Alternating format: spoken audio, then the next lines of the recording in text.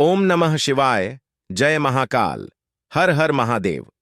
दोस्तों, आप सबको पता है, श्रावण का बहुत ही प्यारा सा जो माह था वह समाप्त हो चुका है।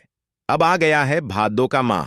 और यह जो भादों का माह है, इसमें पड़ने वाली श्री कृष्ण जन्माष्टमी इस माह को बहुत ही पवित्र और बहुत ही विशेष बनाती है। अगर आपके जीवन में काफी सारी मनोकामना है जो काफी समय से पूरी नहीं हो रही है, आप उपाय कर कर के थक चुके हो, आपने हर तरीके के उपाय कर लिए हैं, तो मात्र आपको छोटा सा एक उपाय करना है, 7 चने की दाल वाला उपाय। गुरुदेव ने कहा था, एक बार प्रैक्टिकल करके अवश्य देखना। प्रैक्टिकल करने में क्या जाता है, आपकी जो भी कामना होगी वह पूरी अवश्य होगी।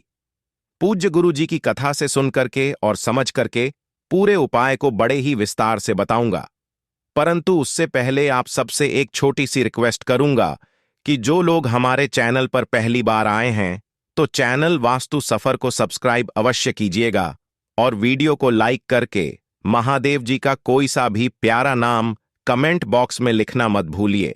और इस माह के अंदर कम से कम श्री कृष्ण अवश्य लिखिए या फिर जय नंदलाल की अवश्य लिखिए। चलिए शुरू करते हैं। इस पूरे वीडियो के अंदर हम लोग 3 महा उपाय के बारे में बात करेंगे जो कि आपकी अलग अलग मनोकामना पूर्ति के लिए सिद्ध होंगे। आप जो मांगोगे वह सब कुछ मिलेगा। सबसे पहले बात करते हैं पहले वाले उपाय की तरफ। देखिए, पहला वाला उपाय किन लोगों को करना है, इसका बेनिफिट जान लीजिए। तो ध्यान से सुनिए। जिनकी मनोकामना काफी समय से पूरी नहीं हो रही है, कोई हृदय की बात है जो कहना चाहते हैं महादेव जी से, किंतु महादेव जी नहीं सुन रहे हैं। बहुत प्रयास कर ली, बहुत उपाय कर लिए, सोमवार की अष्टमी, पशुपतिनाथ व्रत, सब कुछ कर लिया, तो मात्र एक बार इस उपाय को कीजिएगा जो कि सिर्फ और सिर्फ श्री कृष्ण जन्माष्टमी के दिन किया जाता है। ध्यान से सुनना कैसे करना होगा। यह उपाय आपको लेनी होगी 7 चने की दाल। मैं पहले भी इस उपाय को बता चुका हूं, आपको फिर से वापस याद दिला रहा हूं। 7 चने की दाल लें, किंतु टूटी हुई नहीं होनी चाहिए, यह चीज ध्यान रखना।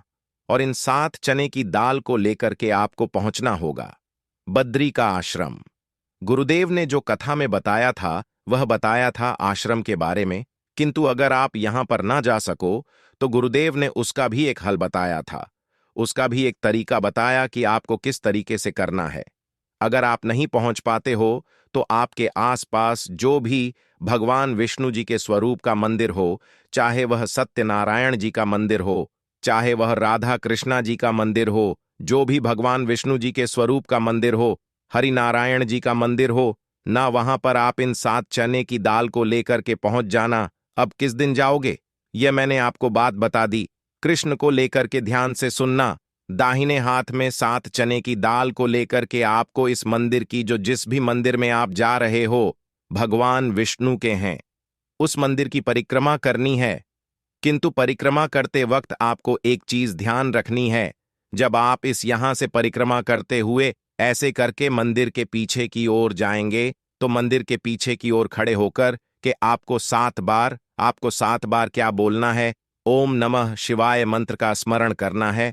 ओम नमः शिवाय मंत्र का स्मरण करना है और उसके पश्चात में अपना नाम और गोत्र बोल करके आपको अपनी मनोकामना कह देनी है। कहां पर कहोगे? बद्री का आश्रम, या जो भी आप भगवान विष्णु जी के मंदिर में गए हो, श्री कृष्ण जी के मंदिर में गए हो, राधा कृष्ण मंदिर में, या राम जी के मंदिर में, या सत्यनाथ नारायण जी के मंदिर में, मंदिर के पीछे खड़े होकर के जब आप परिक्रमा कर रहे होंगे और परिक्रमा करने के पश्चात जब आप आगे की तरफ में आओगे, तो उन्हीं 7 चने की दाल को आपको भगवान विष्णु को समर्पित कर देना है।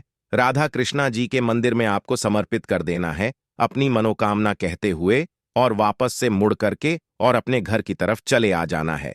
पूज्य गुरु जी ने कथा में बताया था कि जो व्यक्ति जन्माष्टमी के दिन इस उपाय को कर लेता है, 7 चने की दाल का, मेरे मंत्र का स्मरण करके जो नारायण को समर्पित कर देगा, ज्यादा से ज्यादा 3 माह, चाहे कितनी भी बड़ी उसकी मनोकामना क्यों ना हो, पूरी अवश्य होगी।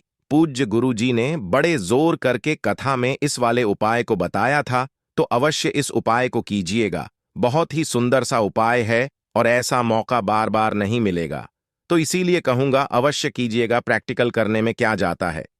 अब उसके पश्चात में हम बात कर लेते हैं दूसरे वाले उपाय की तरफ। देखिए, दूसरा वाला उपाय हो आपकी धन प्राप्ति को लेकर के अगर आपके घर में माता लक्ष्मी जी का वास नहीं है, माता लक्ष्मी आपके घर में प्रवेश ही नहीं करती है, धन की बहुत ज्यादा कमी है, किराया तक देने के लिए पैसा नहीं है, या फिर कोई ना कोई बीमार पड़ता रहता है जिसकी वजह से धन की हमेशा क्षतिपूर्ति होती रहती है, बचता ही नहीं है। धन तो धन की सारी समस्याओं को खत्म करता है।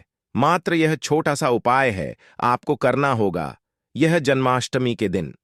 अब आप सबको पता है, भगवान नारायण की जो पत्नी उनका नाम है माता लक्ष्मी जी, और जो माता लक्ष्मी जी को प्रसन्न कर देता है उनके घर में कभी भी धन धान्य की कमी नहीं रह सकती है। तो उस दिन आपको यह वाला उपाय करना होगा। सुबह करना चाहो सुबह कर लो, शाम को करना चाहो शाम को कर लो, कोई दिक्कत नहीं है। ध्यान से सुनना, आपको लेना होगा एक पीपल का पत्ता, सुंदर सा पीपल का पत्ता लेना जो कहीं से भी खंडित ना हो। इस चीज का विशेष करके ध्यान में रखना। इस पीपल के पत्ते को घर पर लेकर के आ जाना, स्वच्छ जल से धो लेना और थोड़ी सी लेनी होगी आपको रोली कुमकुम जो आती है, यह इस तरीके से यह आपको ले लेना है। और एक लेना होगा मात्र कमल गट्टा। ध्यान रखना, कमल गट्टा माता लक्ष्मी जी को बहुत ही ज्यादा प्रिय है। इन सभी चीजों को लेकर के पहुंचना है पीपल के पेड़ के नीचे कृष्ण जन्माष्टमी के दिन। यहां पर जैसे ही आप पहुंचो आप सबको पता है पीपल के पेड़ के नीचे माता लक्ष्मी जी का वास होता है, भगवान हरि नारायण जी का वास होता है। आपको इन सभी चीजों को यहां पर लेकर के पहुंचना है। आपको जो भी पीपल की पेड़ पर पूजा अर्चना करनी है वह आप आसानी से कर लेना, उसमें कोई दिक्कत नहीं है। उसके पश्चात जो आपने एक पीपल का पत्ता लिया है ना, इस पीपल के पत्ते पर आपको इस रोली कुमकुम जो आपने लिया है ना, इसके अंदर थोड़ा सा जल मिला करके इसका पेस्ट बना लेना और इससे आपको इस पत्ते पर लिखना होगा श्री। आप सबको पता है श्री जो है माता लक्ष्मी जी का एक नाम है, तो आपको श्री यहां पर लिखना है। और श्री लिखने के पश्चात एक कमल गट्टा इसी श्री के ऊपर यहीं पर पीपल के पत्ते के ऊपर रख करके और इसे अपने दोनों हाथों में लेकर के पीपल के पेड़ के नीचे आपको समर्पित कर देना है। समर्पित कर देने के पश्चात 2 मिनट यहां पर बैठ करके एयूएम नमो भगवते वासुदेवाय मंत्र का स्मरण करना है या ओम नमः शिवाय मंत्र का स्मरण करना है। और स्मरण करने के पश्चात आपको इस पीपल के पत्ते को यहां से उठाना है और उठा करके किसी भी बहते हुए नदी तालाब सरोवर में अपनी मनोकामना कहते हुए प्रवाहित कर देना है। पूज्य गुरु जी ने बताया कि इस वाले उपाय को करने के पश्चात ज्यादा से ज्यादा 7 दिन में आपके पास में आय के नए स्रोत खुलने लगते हैं। अगले ही हफ्ते से आपके पास में धन की आवक आना शुरू हो जाती है। पूज्य गुरु जी का यह वाला उपाय बहुत ही ज्यादा विशेष और अचूक है, अवश्य कीजिएगा। अब बात कर लेते हैं आज के इस वीडियो का सबसे अंतिम उपाय, जो कि सिर्फ और सिर्फ कृष्ण जन्माष्टमी के दिन किया जाता है। आप सबको पता है श्री कृष्ण जन्माष्टमी जो है वह किन लोगों किन के लिए होती है? वो होती है भगवान श्री कृष्ण जी के लिए, भगवान विष्णु का 8वां स्वरूप जिसने धरती पर जन्म लिया था। सबसे प्यारा और सबसे सुंदर स्वरूप था वो भगवान श्री हरि विष्णु जी। और उन्हें सबसे ज्यादा क्या प्रिय था? दही माखन ज्यादा पसंद था। तो अगर आपकी कोई मनोकामना, कोई हृदय की बात, किस तरीके की मनोकामना, जैसे कि आपकी मनोकामना हो गई पुत्र प्राप्ति की, या फिर आपकी मनोकामना हो गई अपना खुद का घर या मकान हो, तो आपको इस वाला उपाय को करना अवश्य चाहिए, बहुत जरूरी है। ध्यान से सुनना, आपको लेना होगा दही, किंतु दही लेना कितना होगा? ध्यान रखना, इसको आपको छोटी छोटी 7 कटोरियां में लेना है।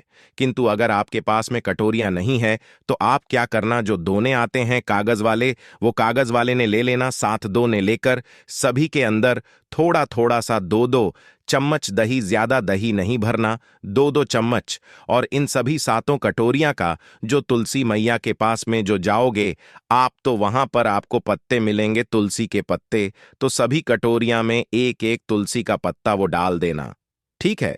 तो पहला तो काम आप ये करोगे, सुबह के समय पर एक एक तुलसी का पत्ता डाल करके साथ दही की कटोरियां तैयार कर ली।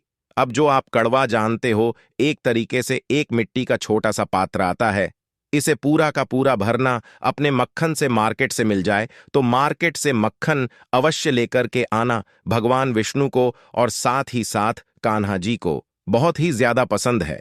तो 7 दही की कटोरियां जिन आपने एक एक तुलसी का पत्ता डाला है, और यह माखन इन्हें लेकर के पहुंचना है। आपको राधा कृष्णा जी के मंदिर में जाना चाहो, अगर आपके पास वह है तो बहुत ही अच्छी बात है। अगर यह नहीं है तो आप किसी भी हरि विष्णु जी के स्वरूप के मंदिर जा सकते हो, चाहे सत्यनारायण जी का मंदिर हो, चाहे राम जी का मंदिर हो। ठीक है ना? वहां पर आप चले जाना। वहां जाने के पश्चात आपको करना क्या है? ध्यान से सुनना। जो चौखट है, उस चौखट के पास में आपको उन 7 दही की कटोरी को समर्पित करना होगा। अपना नाम और गोत्र बोल करके यहां पर समर्पित करना है। सम कर देने के पश्चात आपने जो यह माखन लिया है ना, इस माखन को अपने दोनों हाथों में उठाना और मंदिर की परिक्रमा करते हुए, कितनी परिक्रमा करनी है?